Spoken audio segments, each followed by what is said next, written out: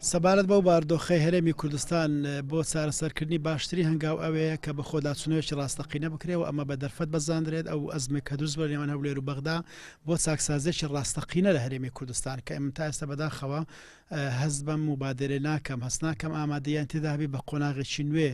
دەست بەکاربن و هەروە من پێم باشە بۆ ئەم قۆناغا تعدیلێکی وزاری بکرێت ڕەنگە حکوومەتی ئینقازی نیشتیمانی لەم قۆناغا سەرکەوتو نەبێ و ئێستاش پشتیوانێتیشی نێودەوڵاتی دەربڕدراوە بۆ سەرۆکی حکوومەت و جێگرەکەی بۆیە من پێم باشە بە زووترین کات تعدیلێکی وزاری بکرێ کۆمەڵێک لە وەزارەتەکان کەم بکرێنەوە کۆمەڵێک لە وەزیرانە گۆڕانکاریان بەسەردا بهێنرێ بۆی کەسانێکی کە هێزە سیاسەکانی فعال لە ساعەکە بێنە پێش و ئەوانە بتوان دەست بە گفتوگویەکی جدی بکەن و بەرگری لە مافە دەستوریەکانی خەڵکی کوردستان بکەن. بەغدا چاوەڕوانی ئەوەیە ستافێک گفتوگۆی لەگەڵ بکە کە بەرپرس نەبێت لەم کێشانەی ڕوویاندا و ئەو ستافانێک لە ڕابردوو دەچوون گفتوگویان دەکرد لەگەڵ بەغدا ستافی سەرکەوتونین بۆی ئەم تعدیلە وزاریە تا ئەندازێکی زۆر ستافێکی نوێ دێنیتە پێشەوە و بە هاوکاری پەرلەمانی کوردستان دەتوانن شاندێکی